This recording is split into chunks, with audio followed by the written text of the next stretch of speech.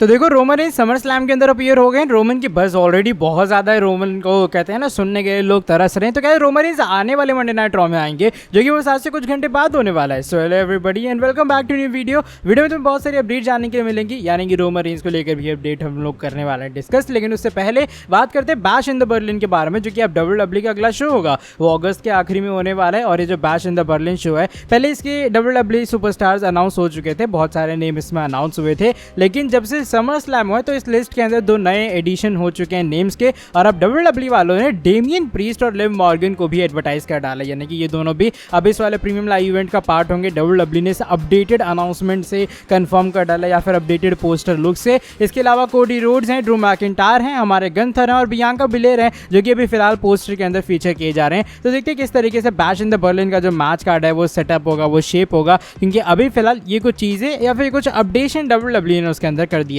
बात Becky Lynch के बारे में करते हैं, जो कि आज सुबह से बड़ी चर्चा की या फिर कह लो कॉन्वर्सेशन का पार्ट बनी हुई है। ऐसे इसलिए क्योंकि जो बेकी लिंच है ना, उन्होंने एक ऐसी पोस्ट डाली जिससे लोगों का ऐसा मानना है कि अब बेकी लिंच रिटायर हो चुकी हैं। अब हुआ क्या, बेकी लिंच ने एक कुछ ब्लैक एंड व्हाइट कलर की फोटोज डाली हैं और उनकी जो AETV के ऊपर बायो आई थी ना, उसकी कुछ स्क्रीनशॉट्स वगैरह शेयर की हैं। अब उनका कैप्शन थोड़ा वैसा था जो कि फैंस को लगा भाई ये रिटायर हो रही है क्या। लिखा it's been a hell of a career, being the man for all of you was an honour, being the mom for her is a privilege, thank you for watching my bio. वो कहते हैं कि भैया उनका career बहुत ज़्यादा बेहतरीन रहा है और लोगों के लिए मैन बनना उनके लिए बहुत ऑनर की बात है, और उनकी बेटी रॉक्स के लिए एक मदर बनना उनके लिए बहुत प्रिविलेज वाली बात है। और उस सभी का थैंक यू कहते हैं जिन जिन लोगों ने बेकी लिंच की बायो देखी है, जो कि AETV के ऊपर पड़ी हुई है। अब ये जब ऐसा कोई बंदा पोस्ट डालता है ना कि भाई मेरा करियर बहुत अच्छा गया, और वो बंदा WWE में तुम बहुत टाइम से ना दिखाओ, तो वैसा लगता है ये बंदा रिटायर हो रहा है क्या। इवन अगर तुम जाके चेक करोगे तो बेकी लिंच का पूरा कॉमेंट सेक्शन इससे भरा हुआ है कि एक मिनट बेकी तुम रिटायर हो रही हो क्या। तो देखो ऐसा कुछ नहीं है, बताया जा रहा है Becky Lynch retire of course नहीं हो रही है।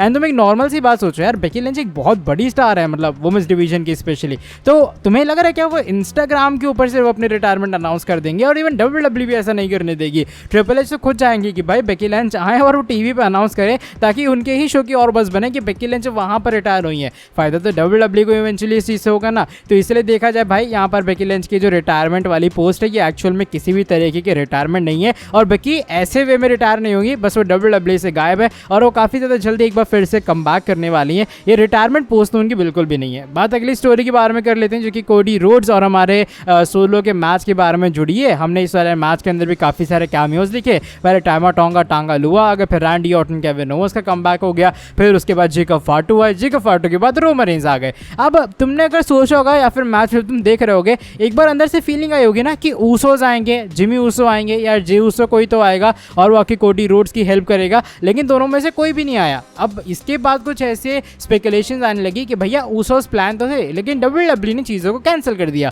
अब फाइटफुल की तरफ से इसको लेकर एक अपडेट आई है सामने। फाइटफुल ने बात कंफर्म की है कि भाई स्टार्टिंग से कोई भी प्लान नहीं थे कि ऊसोस इस वाले मैच के अंदर एंगेज होंगे। अगर तुम सोच रहे पहले जिमी ऊसो एंगेज थे, उसके बाद WWE ने हटा दिए, या फिर जिमी ऊसो की रिटर्न प्लान थी समर स्लैम के लिए, WWE ने कैंसिल कर दी, तो ऐसा बिल्कुल भी नहीं है। कोई रिटर्न शिटर्न यहाँ प्लान नहीं थी। WWE के जो प्लान्स थे वो सही से एग्जीक्यूट हुए। उन्हें रोमन की रिटर्न करवानी थी, रोमन की रिटर्न हुई है। ऊसोस का रियूनियन यहाँ पर प्लान्ड नहीं था। अब इसका मतलब ये भी नहीं कि ऊसोस का रियूनियन नहीं होगा। WWE down on the road जो है वो ऊसोस का रियूनियन करवाएगी। उनका समर स्लैम के अंदर ना अपीयर होने का मतलब ये नहीं है कि ऊसोस का रियूनियन कैंसिल हो चुका है। अब WWE धीरे धीरे करके स्टोरी बिल्ड करेगी। रोमन रेंज अभी फिलहाल सोलो के खिलाफ जाएंगे, उनको ऑफकोर्स कुछ बंदों की जरूरत पड़ेगी और तब जाके होगा OG ब्लड लाइन का रियूनियन। लेकिन ये बात कंफर्म है कि summer slam premium live event के लिए WWE के ऊसोस रियूनियन के स्पेशली इस वाले मैच के अंदर तो किसी भी तरीके के कोई भी प्लान्स नहीं थे। अब चलो बढ़ते हैं इसके बाद वाली स्टोरी की तरफ, जो आज की हमारी अगली अपडेट है वो इस बार जॉन सीना के बारे में जुड़ी है।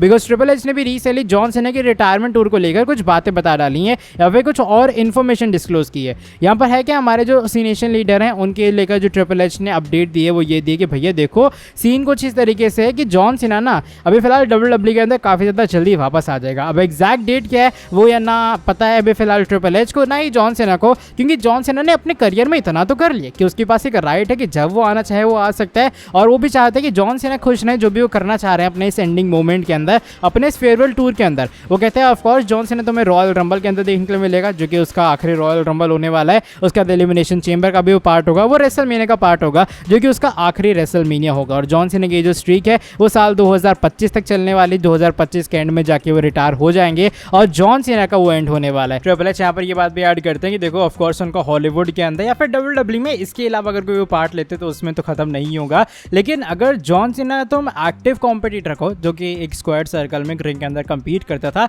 तो वो चीज़ डेफिनेटली साल 2025 के आखिरी में एंड होने वाली है। और जॉन सीना एक एक्टिव कॉम्पिटिटर के रूप में तो डेफिनेटली डब्ल्यूडब्ल्यूई से रिटायर हो जाएंगे। तो जॉन सीना के रिटायरमेंट टूर को लेकर पूरी अपडेट वगैरह आई है सामने, जो कि मुझे लगा तुम लोग को देनी चाहिए। बस अब देखते हैं क्या होगा साल 2025 के अंदर, बिकॉज डेफिनेटली वो साल को ज़्यादा इमोशनल होगा सभी के लिए, क्योंकि जॉन सीना के फैंस तो बहुत सारे हैं मेरे हिसाब से, उनके हेटर बहुत ही कम होंगे। अब चलो बढ़ते हैं आज की हमारी नेक्स्ट एंड फाइनल स्टोरी की तरफ। ये रोमन रेंज के बारे में जुड़ी है। आने वाला मंडे नाइट रॉ का जो शो है वो डब्ल्यूडब्ल्यूई का पहला एपिसोड होने वाला है समर स्लैम के बाद, और ज़्यादा कुछ खास टाइम बाकी रह नहीं गया है। सुबह वही 5:30 बजे से तुम्हें मंडे नाइट रॉ देखने के लिए मिलेगा। लेकिन क्या हमारे जो ट्राइबल चीफ है वो इस वाले मंडे नाइट रॉ का पार्ट होंगे, क्या वो अपीयर होंगे रॉ के अंदर? तो देखो अभी फिलहाल सीन कुछ इस तरीके से है कि रोमन रेंज को अगर तुम्हें याद होगा उनका ड्राफ्ट पूल के अंदर ना नेम नहीं था, उनका नेम विड्रॉ कर लिया गया था। और पॉल हेमन ने खुद ब खुद किया था क्योंकि वो नहीं चाह रहे थे कि जो रोमन रेंज का केओस पूरा चल रहा था ब्लड लाइन के अंदर उसका आके वो सामना करें, इसलिए पॉल हेमन ने डिसीजन लिया कि वो विड्रॉ होंगे। इसका मतलब ये कि ड्राफ्ट के अंदर जब वो इन्वॉल्व नहीं थे तो अभी फिलहाल रोमन रेंज किसी भी ब्रांड में साइन नहीं है,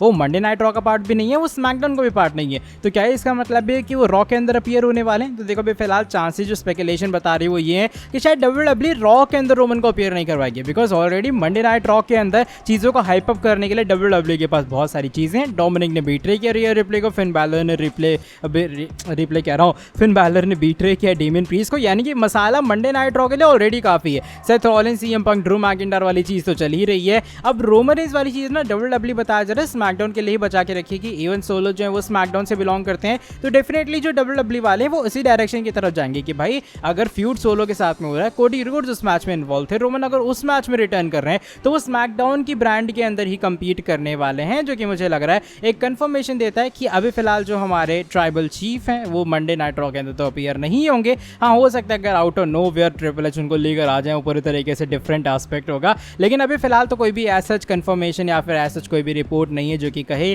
कि Roman Reigns Monday night raw के अंदर आने वाले हैं या फिर वो मंडे नाइट रॉ का पार्ट होंगे। तुम्हें क्या लगता है क्या रॉ के अंदर रोमन रेंज अपीयर होने वाले हैं? मेरे हिसाब से तो भाई कोई चांस नहीं, तुम्हें स्मैकडाउन तक एटलीस्ट वेट करना पड़ेगा। और ऊपर से अभी तो रोमन रेंज स्मैकडाउन के लिए भी अनाउंस नहीं हुए, तो वो और थोड़ी वो वाली बात है, क्यूरियोसिटी जगाता है कि रोमन वहां पर अपीयर होंगे या फिर नहीं। अब बैश इन द बर्लिन अगला प्रीमियम लाइव इवेंट है, अब डब्ल्यूडब्ल्यूई अगस्त के छोटे से टाइम में रोमन का पहला मैच दिखाएगी या फिर नहीं, ये सारे क्वेश्चन है जो कि रोमन रेंज की पहली अपीयरेंस में जानने के लिए मिलेंगे, और शायद वो पहली अपीयरेंस मंडे नाइट रॉ में तो आज से कुछ घंटे बाद नहीं होने वाली है। चलो by the way that is it for today video पसंद आई है वीडियो को नीचे लाइक कर दो, वही पुराना काम सब्सक्राइब कर देना, चैनल को बेल नोटिफिकेशन को कर देना ऑन। मिलता तुमसे आके नेक्स्ट वीडियो के अंदर बहुत ज़्यादा जल्दी। Till then bye bye, take care.